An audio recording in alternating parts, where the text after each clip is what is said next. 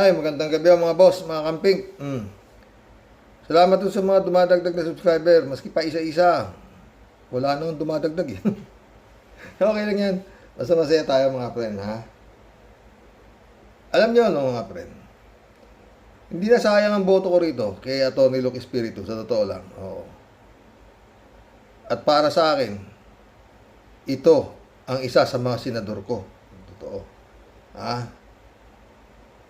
Pakinggan natin. Ito ang nasabi ni Luke Espiritu tungkol dito sa impeachment ni Sara. Pakinggan natin. Maraming anto. Eyo Aquino. Bagong vlogger siya. 2,200 at 2021 210 siguro to. Subscriber niya. Bago siguro to si Eyo, no? Pero magaling, ha. Naimbita mo si Luke Espiritu, di magaling ka, di ba? Aquino eh.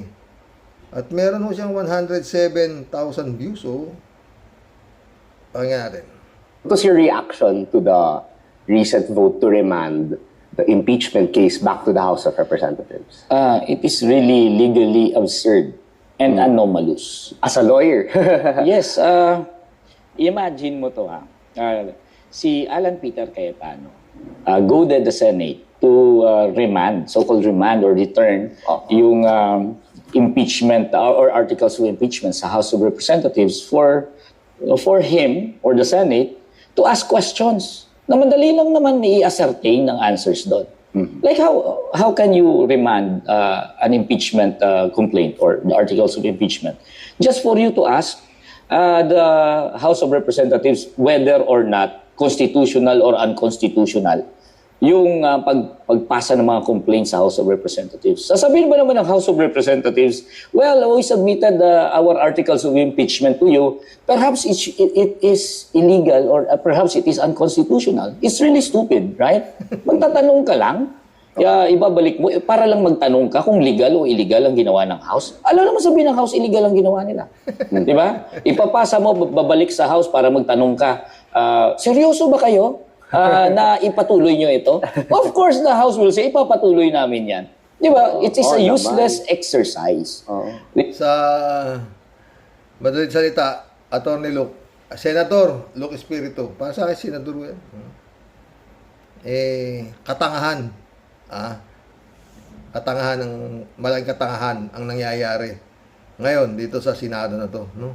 Tuloy natin. But it is trivial. Di ba, the grounds that they relied upon in order to return the articles of impeachment to the House of Representatives, trivial, very trivial. Magtatanong ka lang, ibinalik mo pa. Like, how can you do that? The House has already completed the process of originating the complaint and preparing the articles of impeachment and submitting it before the Senate. It has done its job. How can the Senate now undo that process? Pwede ba nilang gawin yun?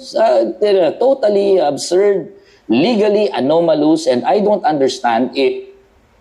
Talagang si Atty. Luke Espiritu na ho yan. Hindi pa niya maintindihan gaano katalino na yung tao na yan. Tayo pa kayang ordinaryong tao lang. Paano mo, sa bagay tayo, napakadali natin intindihin yan, mga ka-warriors, di ba? Isang malaking kagaguhan ang nangyayari ngayon sa Senado. Ganun lang kasimple sa atin di ba? Tuloy natin kay Atty. Luke. Alan Peter Cayetano is really a lawyer. Really. I don't understand if a lawyer... I don't think, sabi niya, Alan Peter Cayetano is truly a lawyer. Alam mo mga friend, talagang pag nasapi ka sa pagtatanggol sa impacto, sa mga halimaw, talagang yung utak mo wala na diba? Kagaya nga yung mga sila Harry Roque na yan, sila Panelo na yan, di ba? Hayaan mo na si Kimo. Ganun lang talaga si Kimo. Pero isang abogado, at palabasin mong tanga ka, puta, mahirap po yung ginagawa yan, pero malaking pera yan. Tuloy natin, attorney. Will have that kind of a legal theory that he had. Unique na legal theory that the Senate can do that. And ito namang mga senador na ito, 24 sa kanila, except for the 5 who voted against, hindi ko rin maintindihan ano ang nasa utak nila. Why they allowed that. Di ba? And under the Constitution, sabi naman kapag naipasa na yung articles of impeachment, trial should proceed forthwith. Oo, tama. And ito lang ang Senado, na simpleng English, hindi nila maintindihan anong ibig sabihin ng forthwith. Ang dami pang mga pasikot-sikot na, forthwith does not mean this and that, talagang acrobatics eh. Ganun talaga, di ba mga friend? Pag talagang dumipensa ka sa mali, putang ina. Talagang lahat ng kahindot, lahat ng anuhan, oo. Maski na magmukha ka ng walang ya, makapalang mukha mo, lahat, tatanggapin mo maipagtanggol mo lang. Yung pera ay pera. Yung, anak ng puta talaga. Grabe, no, mga friend. Sasabihin na naman ng mga kawaras, talaga sukan-sukan na kayo. Oo, talagang nakakasukan na. Oo. Ang tayo mo, simpleng English nga naman, hindi nila naintindihan.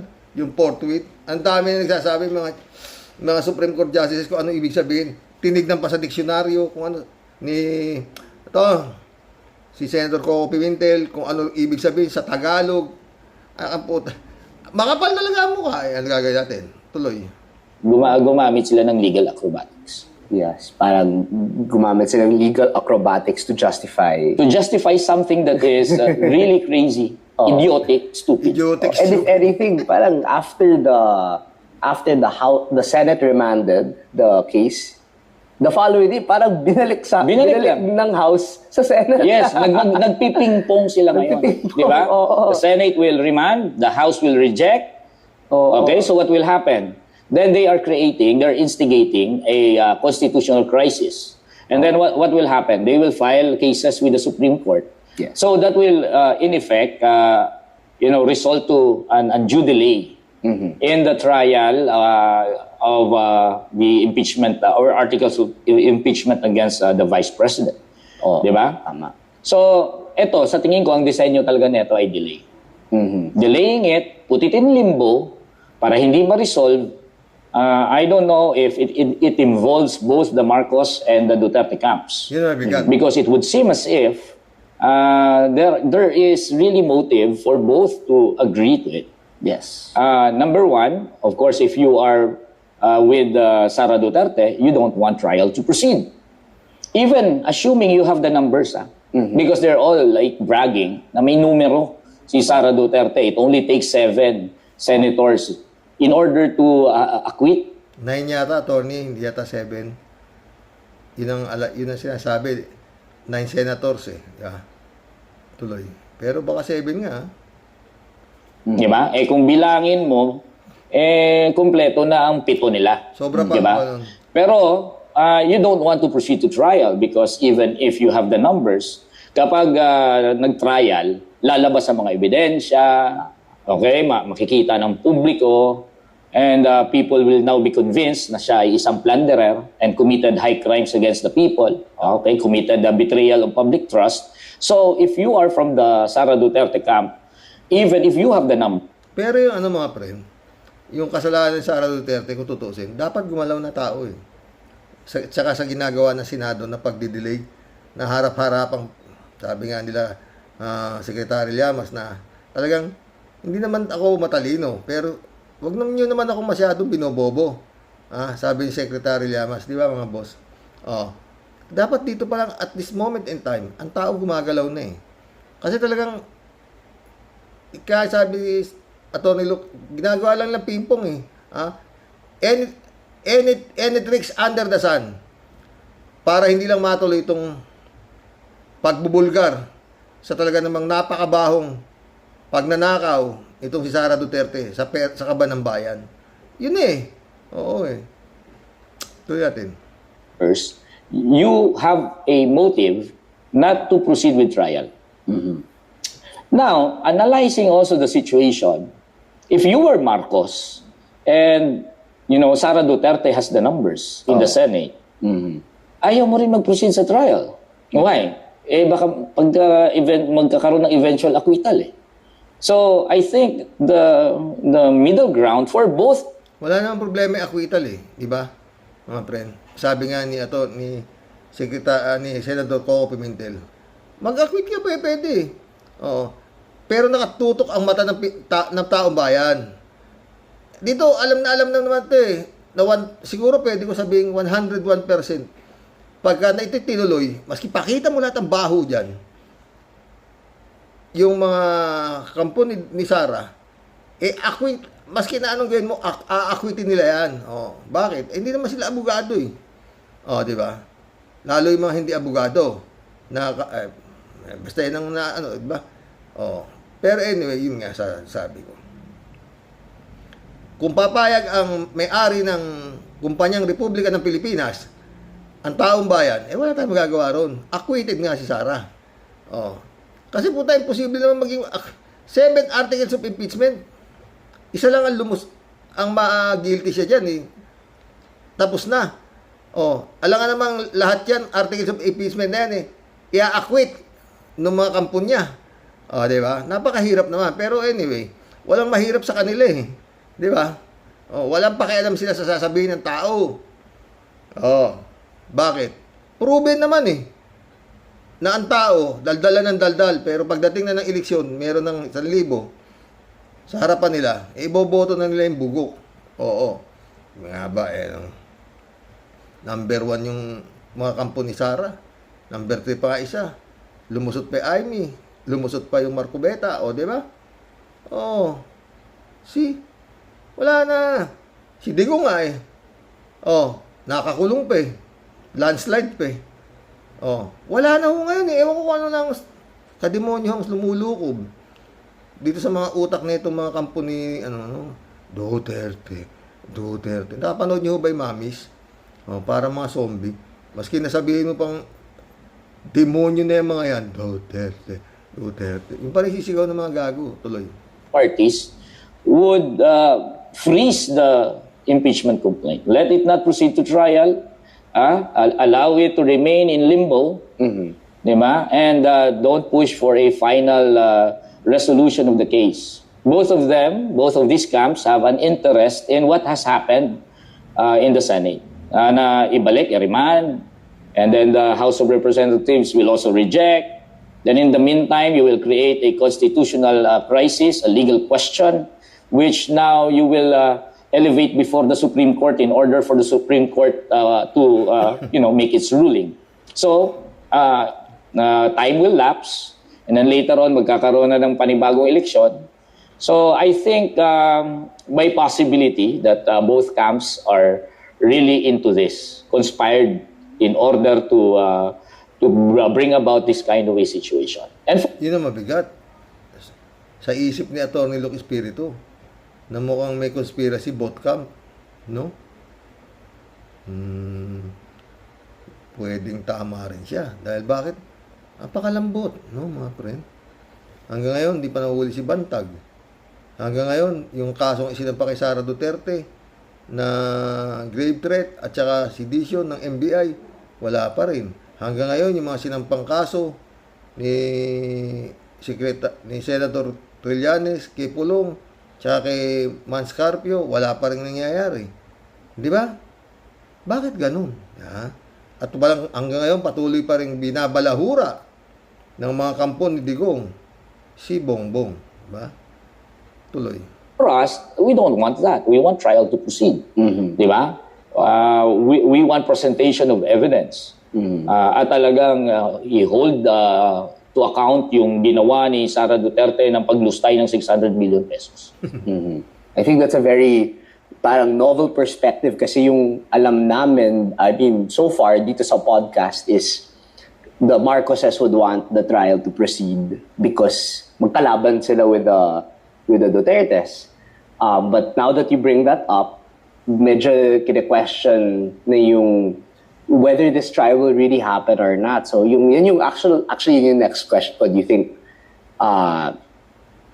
the trial will push through or not? Sa tingin mo, it's a no. For me, it should. I don't want to concede to any result because the result can be a consequence of several factors.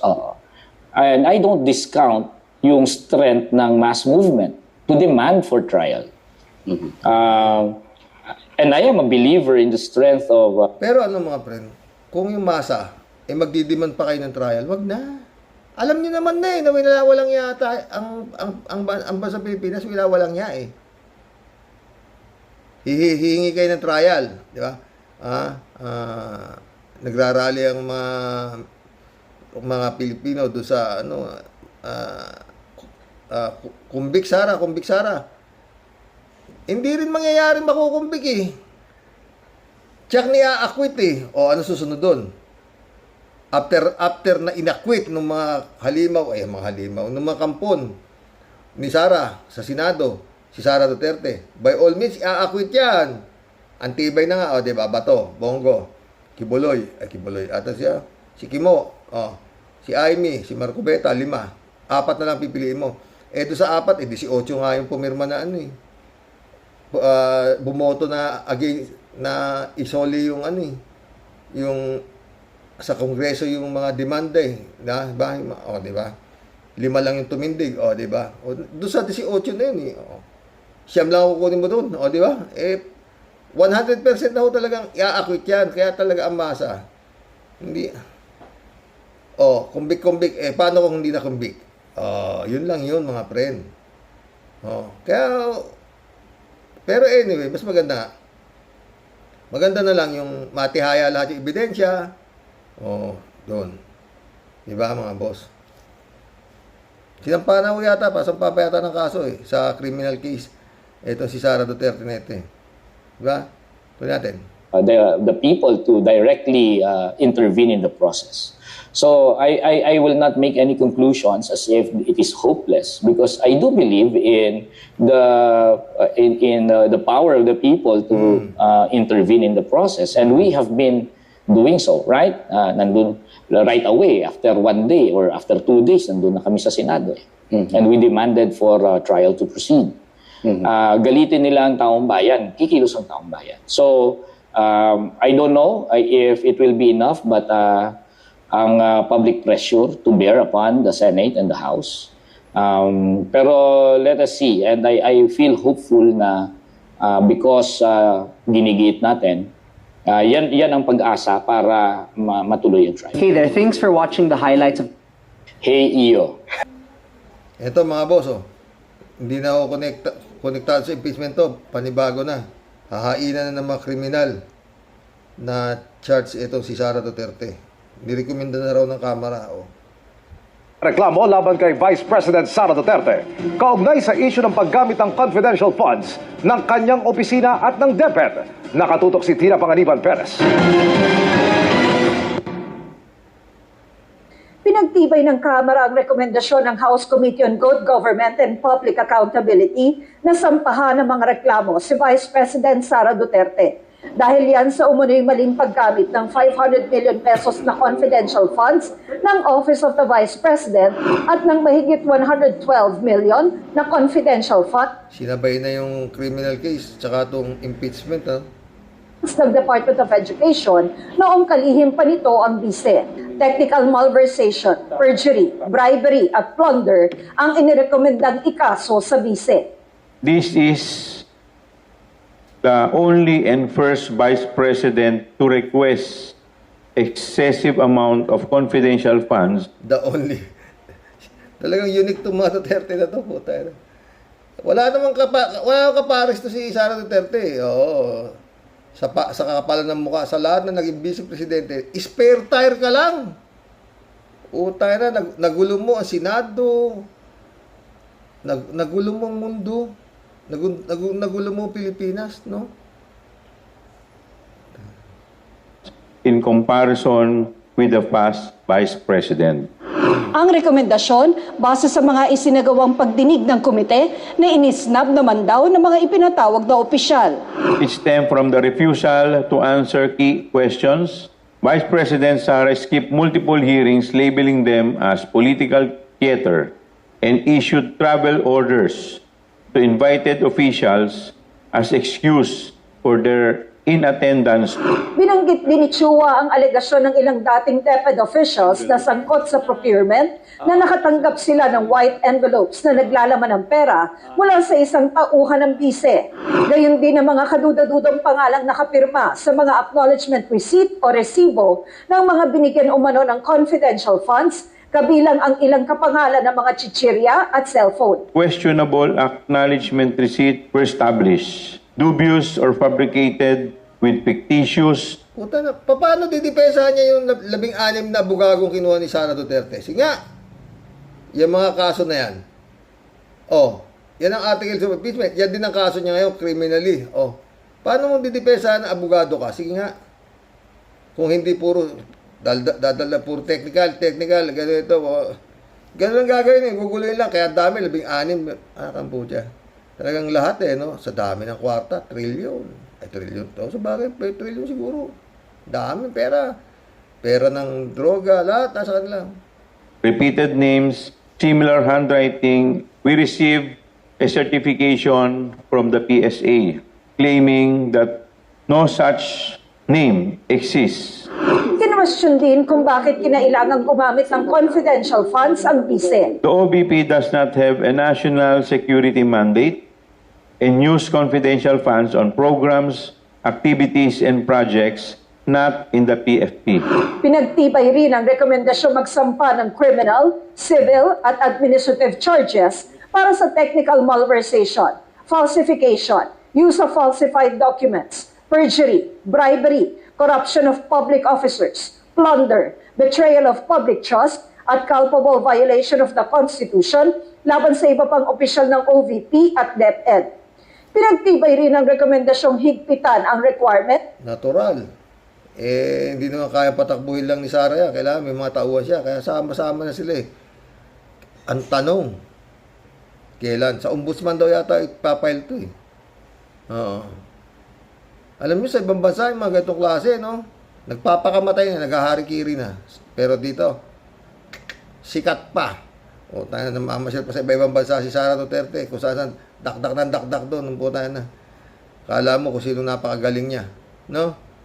Walang ginawa kundi siraan yung dating darling, yung dating love team, yung dating kapartner niya, di ba? Wala talaga to. Kaya hindi mo maanong mag-isip ng ganun si Atty. Luke Espiritu no? Sa paggamit ng confidential funds, lalo na mga ahensyang sibilyan at bigatan ng parusa sa lulustay nito. Sinisika pa naming hinga ng pahayag si Duterte. Para sa GMA Integrated News. Ano ipapahayag sa inyo yung gaga na yan? Ang sasabihin lang sa inyo ni Sara Duterte kung pagpapahayag yan, bakit ako sinisingle out nyo? Bakit nyo ako pinupolitika? Yan naman wala namang ibang sasagot yung gagang yan. Gaga yan, abnormal, siraulo na yan. Wala namang, yun lang, di ba? 612 million lang to sa akin billion yung kay Bongbong Yun ang ano niyo sa lahat.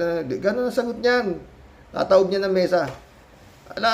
Bakit yung ninakaw ko million lang 600 million lang ninanakaw ko billion yung nawawala sa kaban ng bayan. Mga ganyan ang daldal niyan, wala nang iba. Ay nako, magkulab na tayo mga friend ha. Singit pa tayo ng konti dito sa mga sabongero friend para maganda. Patay na ang mga nawawalang sabongero ayon sa akusadong gustong tumistigo. Akusado na pala to Itong gustong mag-whistleblower mga boss. Pangyatin. Dang gabi po, Luzon, Visayas at Mindanao. Malagim na balita ang hatid ng mga lumutang o nang lumutang ng whistleblower sa pamilya ng mga missing sabongero. Ayon kay alias Totoy, ang akusado sa kaso na gusto ng tumistigo ngayon, patay na ang kanilang mga kaanak, kamag-anak. Ikinuwento niya rin kung saan dinala at kung paano pinatay ang mga nawawala. Narito ang aking eksklusibong parayam sa kanya. Sa loob ng halos 4 na taon ngayon, mula nang mawala ang mga sabongerong nagderby sa Maynila at sa Santa Cruz, Laguna, ang paulit-ulit na tanong ng mga kaanak, nasaan? At buhay pa ba ang kanilang mga mahal sa buhay? Sinagot nito ni alias Totoy, ang isa sa 6 na kinasuhan kaugnay ng mga missing sa... Napakadali na sagot ito. Bakit pinahihirap pa Ha? Sino yung may-ari na sabungan? Tapos na kaso? Kaya po. Ay. Parang forthwith lang. Pinapaikot lang. Samantalang tapos na yung kaso. Bungero, lumutang siya at gusto raw makipagtulungan sa investigasyon dahil sa bantang inaabot niya at kanyang pamilya. Nakausap ni alias Totoy Etong alias Totoy nito, mali ang lapit mo. Dapat ang lapit mo sa pare. Si pare, kila Laila de Lima. Diyan ang punta mo. Mga pinupuntahan mo, baka mamaya pulis din pala yan na kasabwat diba? Tuloy natin. Ilan sa mga kaanak ng mga nawawalang sabungero. Mga nanay, kamag-anak, handa po ako makipagtulungan sa inyo para makamit ang inyong hostesya. Ito ang isa sa mga tinanong. Ang tanong, Totoy, bakit ngayon ka lang lumitaw? 4 na taon na. Sa kanya. Nagtatanong ko lang kung sana, sir, yung kung buhay pa ba sila o mga patay na? Wala pa akong may sagot niyan. Ang akin lang na maibigay ko lang ang hostesya ng inyong pamilya. Pero kung akong tatanungin sa ngayon, mukhang malabo na buhay pa sila. Pero alam niyo po kung saan po sila dinala? Kahit mga buto mo naman lang po, makuha po yung anak ko. Maawa naman po. Sa ngayon na hindi na natin makita yung buto. Pero alam ko kung sino ang natalikod nito. Naku, Diyos ko. Okay.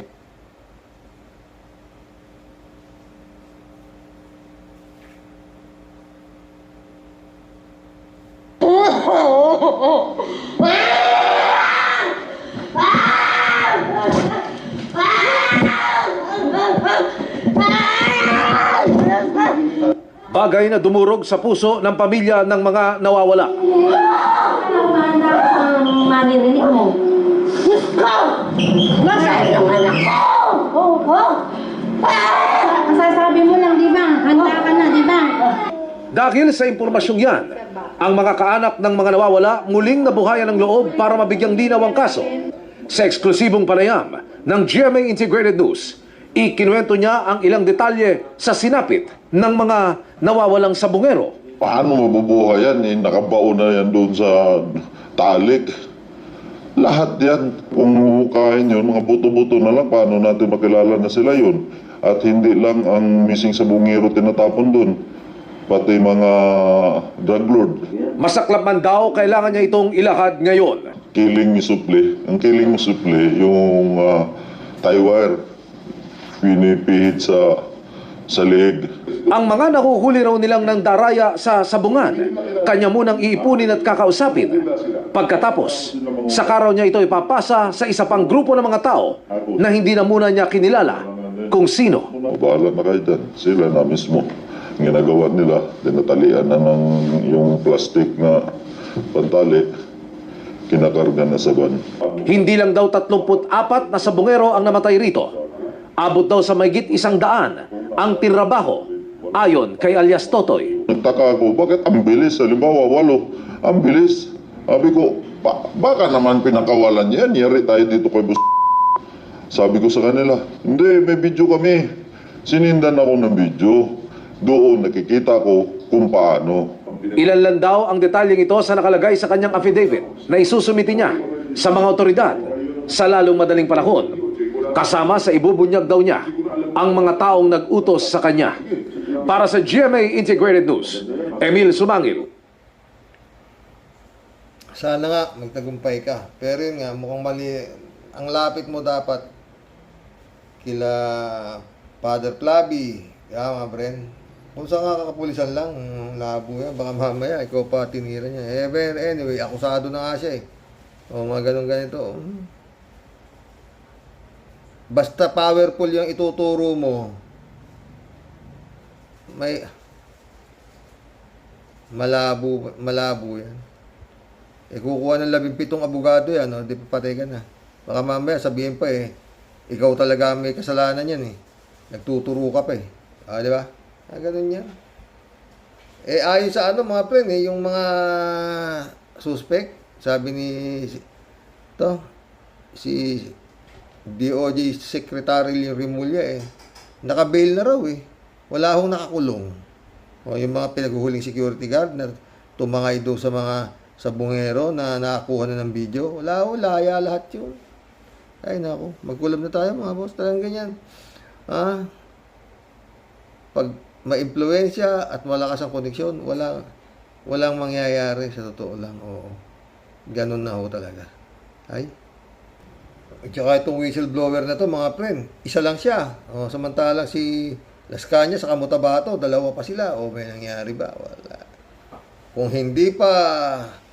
hindi nagmiyembro sa ICC, itong Pilipinas, wala na mangyayari sa libu-libong pinapatay ni Duterte. Di ba? Yun yan mga friend eh. Ay nako. Jeff Ramos nak, shout out. David Ali Mendoza, good evening po. Second ako, sabi niya. David Ali Mendoza. Karox, puro po di Campanilla ang mga abogado ni Inday Sayad. Malamang sa alamang, puro delaying tactics lang ang gagawin ng mga yun. Yun talaga ang gagawin noon. Ang sabi nga po ng iba, acceptance fee pa lang ng mga portun noon ay nasa 3 million. Ngayon daw po 20 million na. At parang mga 3 po ata ang mga portun doon sa mga lawyers niya. Paano pa po yung 13 ng mga abogado? Saan kukuha ng pera na pambayad? Yan si Inday Sayad. Your guess is as good as mine. Totoo yan, friend. Mary Lebron, shout out from the taxes payers ng taong bayan. 612 million na nga yung hinahabol di ba puta.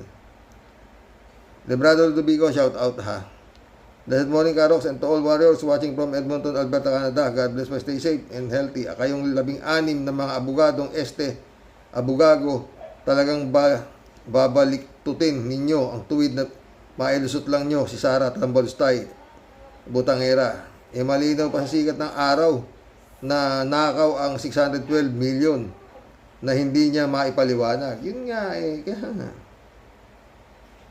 Raul Villanada, greetings Kuya Rox. Isang gabi na naman ng diskusyon natin. God bless you always. God bless Raul. Raul ulit Ngayon lang tayo nakakita ng abogado, 18 sa depensa at 18 pa ulit ang depensa sa mga senador. Hoy, baka tayaan niyo yung Pompiang 18 sa weteng huwag yung nagpe-weteng, walang panalo yan. Poring Peña, shout out watching from Cabuyao City, mabuhay lahat ng ka-warriors. Mabuhay ka, Poring Peña.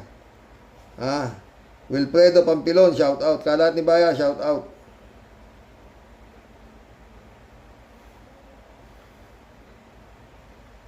Marilo Pabianak, shout out kung pinatay po lahat tapos nilibing pa sa Taal Lake, nakakalungkot naman po, sinapit nila, rest them all in peace. Oo. Ang mabigat niyan, naktinorture pa yan. Danilo Lopez Karox, pag may kagalit ka, patakbuhin mong politiko kahit anong posisyon, nakaganti ka na.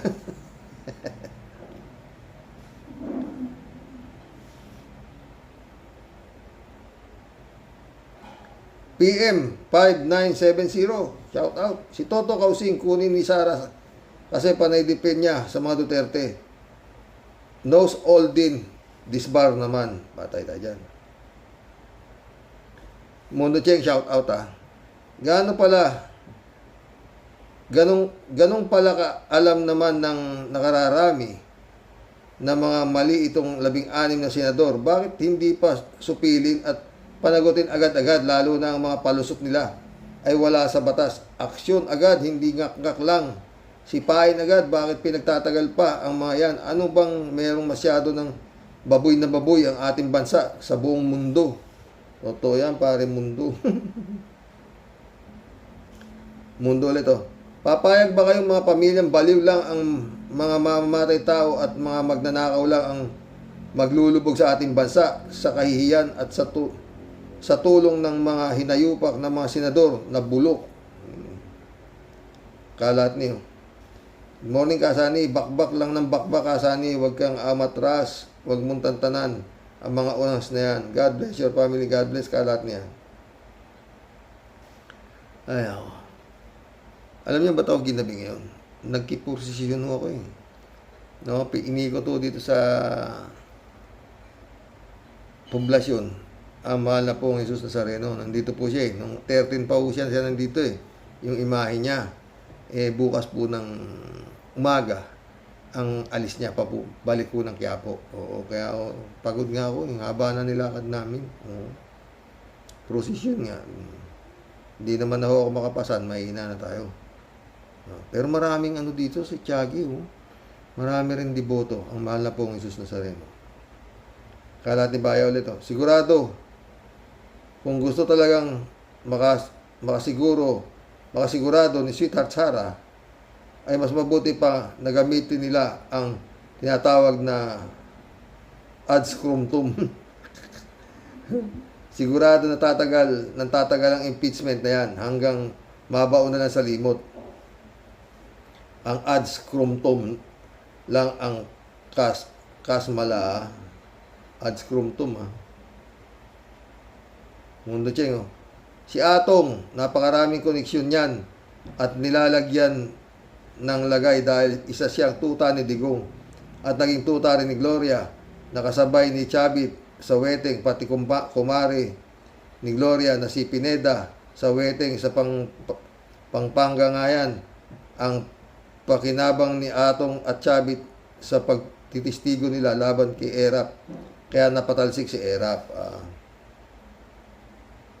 Mundo ulit Para matapos na ang pagdurusa ng ating bansa, ubusin na ang mga Duterte. Hindi puro na lang tayo ngakak lang. Patay tayo dyan, mundo. Paano mo ubusin yan? Wala nga dito mga hanip na. Friend Shermin Sapeda, shout out. Christian Sen, July 7, Alcantara, shout out sa inyo mga bossing Friend Dolor Garcia, Amy Bingson, shout out Eman Escalona, shout out. Sabi ni Pong Basya, Xerox, grabing nginig ang lubot sa takot ni Madam Sayad. Ano po? Akalain mong 16 na lawyers? Iba talaga, Xerox, pag may ari mo ang mundo, ano po? Ikaw na, Xerox. Kung yan po hindi guilty at di po yan takot dahil alam niya pong iihawin po siya ng buhay ng mga malulupit na prosecutor sa Senado. Xerox, di po yan ganyan mag-iinarte. At di po yan makakaramdam ng kahit anong kaba o takot, Xerox. Siyempre. Pero dahil alam niyang pera-pera lang po ang pinakamatindi niyang depensa at malupit na katapat kahit ano pang bigat ng kaso ang isasampal sa kanyang sobrang kapal na pagmumuka. Napakasimple lang naman po, Xerox. Kung wala kang kasalanan, bakit mo kailangan mag-hire ng puro big time at big shot na lawyer na milyon-milyon ang halaga kada ulo? Sabi nga ni Nyolo, Xerox, nanonood ka kay Nyolo Nung na-search niya, magkano ang bayad? 20 million per case. Isipin mo, Xerox, ilan po yung mga depensa na babayaran yan ng milyon-milyon para lang po makawala sa bingit ng kamatayan. Hanip po talaga sa lintik ang pinagkukuhanan, balon-balon na kuwatan ni Madam Sayad. Ano po? Malamang sa alamang galing sa panghahabrat at sekwat ng kaban ng bayan, Xerox. Na kanilang ginagahasa at ini-enjoy sa paglustay ngayon. At siyempre pa, Xerox, kapag yan po pinakawalan at pinayagan ng taong bayan makalusot, Xerox, alsabalutan na lang tayong lahat. Ano po, dahil tayo na po talaga ang pinaka-inutil at pinaka-bugok na mamamayan sa kasaysayan dahil pinayagan po nating masakop tayo ng mga kawatan at tulisan malulupit na wala pong kaluluwa at awa para sa mga mamayang Pilipino. Malakas po ang loob niyan kasi alam niya pong marami po siya kakampi na katulad niya din pong Satanas. Totoo No? At mga hagum sa salapi. Hagum. Lalim yan pre na. Di ba hayok yan? Yan po ang malupit na katotohanan. Kahit ikaw pa ang pinakademonyong nilalang sa balat ng lupa, Xerox, koneksyon At kwarta lang po palagi ang katapat at mga isasalba po siya ng pag-alagwa para makapaghari at makapanakop pong muli sa demonyitang impakta. Puro kayo mga hudas, mga leche, mga anak talaga kayo. Mga anak kayo talaga ng mga hype yun, mga biset kinam, may taulot ya deri. Ted, shout out Ted. Okay, hindi ako nag-aalala na hindi makumbik si Sara. Tama sinabi mo. Bakit di na lang kasuhan si Sara? Tumpak ka, Roque. Kahit dagdagan pa ni Escudero ang mga Duterte senador na i-acquit si Sara, di siya maliligtas sa plunder case dahil malakas ang ebidensya. Isa pa, papalitan na si Martires sa July 27 ng bagong ombudsman, BBM. Mas mainam nga na kasuhan na lang siya, walang piyansa. Sana naman ang iupo ni BBM bagong ombudsman secretary ay si Atty. Claire Castro. Tignan natin kung hindi umusok ang puwet ng mga Duterte at mga DDS. Sang-ayon ako sa iyo dyan, Ted. Ted ulit o. Kahanga-hanga itong si Vice President Sara Duterte. 3 matataas na award ang kanyang hinihintay. Anong award ba yan, Ted, ha? Impeachment case, plunder case without bail, possible ICC detention. 3 taon pa lang sa pwesto, marami nang nagawang katarantaduhan, walang sinabi si BBM. Totoo yan, Ted. Layo ni BBM kay Sara. Kung sa pakapalan lang ng mukha, walang sinabi si BBM kay Sara. Edmundo Martinez, shout out. Wala yan, puro legal technicalities na naman. Yan. Hindi mananalo yan pag ebidensya ang pinag-usapan. O, diba? Mary Lebron, no? Shout out. Shirley J. Sir, shout out, Sa dami ng mga ginawang kasalanan ni Sara Pusit Piatos, hindi na niya alam kung anong gagawin. Kaya inaasa na lang niya dyan sa mga attorney niya. Sige lang, gawin pa niyang 20 yan, mga yan. Wala kaming pakialam. Nakakatulog pa kaya, Karox, yung mga tao na yan? Palagay ko hindi na. Puro kwarta na lang iniisip ng mga yan. Totoo yan, Shirley. Lalo ngayon, nababawasan yung kanilang kamada ng pera. Shirley ulit, Diyos ko pong mabaging. Grabe, mga walang kaluluwa talaga. Sana makakita na sila para matahimik ng mga mag-anak nila. Wala na, nandun daw sa Taal Lake, Diesel, shout out. Xerox, kumuha ng ubod ng daming abogado. Puro delaying tactics lang naman ang gagawin ng mga yan. Sinabi mo pa. Mary Lebron, no skipping ads, Xerox. Salamat, Prim, shout out, Kung maraming paligoy-ligoy ang batas na maliwanag na kasalanan ng batas sa batas ng tao at sa batas ng Diyos, ang pinagagawa ni Sara Tanas, ano pang hustisya ang makakamit para sa katahimikan? Ginagago nyo ang sambayanan. Totoo yan, Prim. Prim ulit, Bahag buntot movement. Wala natang power para magpatino ang mga nababaliw na Senado at iba pa. Mag-boycotting para wala nang silang mananakaw sa gobyerno. Totoo yan. Prim ulit, Saan man nilibing ang mga namatay. Ang mahalaga, kinumpirma na patay na nga. Fake news kung sinasabing inilibing sa impyerno. Ang lawa ay may sukat na mahigit 26,000 hektarya. Malaking gastos yan para sisirin. Patay tayo dyan, Prim. Totoo ba yan? 26,000 hektarya, patay tayo dyan. Shirley Jaser ulit, Grabe ka talaga, Kawaldi. Napapahalakak tuloy ako sa'yo. 3J ulit, Hello, Sir Rox. Kumusta na nga pala si wifey mo? Nag-heal na nga ba ang kanyang eye surgery? Oy, magaling na! Twen, oo, magaling na siya, oo. Siguro, meron siya salamin, pero after, siguro by August, another, yung naghilom na raw yung sugat, ganun, sabi nung, pwede na siya talagang, para hindi na maiiba yung grado ng mata niya, oo. Pero sabi ng doktor na umopera sa kanya, na hindi porke operado ka na, ingatan mo pa rin ang sugar mo kasi yan ang kalaban ng pagka napabayaan mo yung sugar, lalabo ulit yan. Ganun. Kaya talagang ang hirap ng sakit niya. Friend Jane, oo. Pwede na nga akong ano eh. Mag-apply ng caregiver, oo. Gawin mo yung injection niya, patakan mo yung mata niya, oo. Wala man sweldo. Mas malinaw na ngayon ang mga mata ni Cecil, kaya ikaw, mag-behave ka. Tawa-tawa ka dyan. Ikaw na naman. Sir Ross, di ba nasabi ko na before na itong si Sara susunod-sunod sa mga problema, sunod-sunod na mga problema niyan.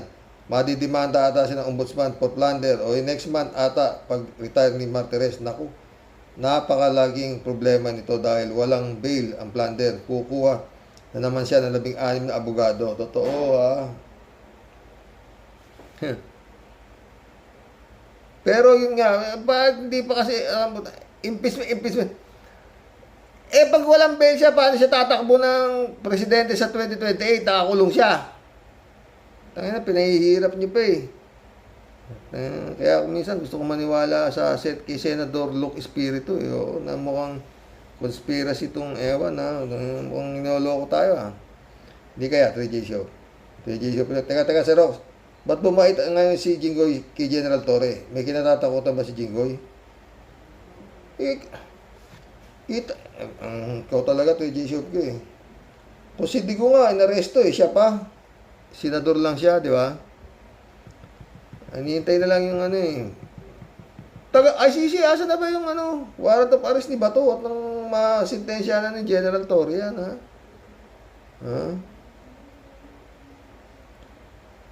Bukas ulit, pag-usapan natin ulit yung ano. Gabi na eh. Ha? Yung tungkol doon sa bungero, oo. Meron pang isang magandang ano doon eh. Kinakalampag ng mga magulang sa bungero, si General Torre. Oo. Kasi ito pala si General Torre, pang-8 na PMP chief mula nung napatay yung 34 na mga sabungero. Oo. Kaya nangihingi sila ng tulong kay General Torre at saka kay PBBM, no? Ganon. Sir Rox, ito naman si Harry Roque. Pending pa daw ang asylum niya sa The Hague. Abay, sinungaling pala si Rimulya. Ang laki ng pinayat ni Harry sa laki ng kanyang problema sa buhay, pero bakit kaya si Sara ang dami ding problema pero di pa rin pumapayat? Makapalang mukha niyan eh. Lagi pa ngang nakangiti sa bagay. Untouchable for now si Sara. Samantalang si Harry di malaman kung saan susuot. Walang permanenteng bahay. Yan ang legit na TNT. Tago ng tago. Totoo ah. 3J Shop ulit. May nabasa ako, Sir Rox. Nalimutan ko lang kung saan ba eh. Sumulat daw ng anti-Duterte sa mga bansang member ng ICC para wag daw kalingain ng isang kriminal tulad ni Duterte kung sakaling makapag-bail, ha? Palagi ko nga ang hosting country in case makabail si Digong ang Malaysia. Kaya siguro doon Independence Day ang Bruhang Sara kasama ang kanyang minions para siguro makipag-ayos sa gobyerno ng Malaysia. O nga naman kasi kapitbahay lang ng Mindanao, pwedeng maka-eskapo si Digong pabalik sa Davao. Wow, brilliant talaga ang idea nito, di ba? Brilliant ng mga tanga yan. 3J Shop ulit oh. Itong si Chiswis, ewan ko ba kung talagang tanga o tatanga-tangahan lang. Ang Senado, may limit ang rules, pero kay Chis wala raw. Kaya nga tinawag na rules eh. Yung rules ang naglilimit ng mga bagay-bagay. Ang gusto ni Chis bottomless yung rules nila para nga naman kay Sara baby, diba? Michelle, Edwin, Mike, my friend, shout out Oy, mission accomplished mga boss. Oo. Hanggang bukas mo muli, patampata ako. Hindi nga sana ako magbablog kaya lang namimiss ko kayo, totoo. Ito, masarap na tulog ko nito mga friend. Hanggang bukas mo muli. God bless the Philippines.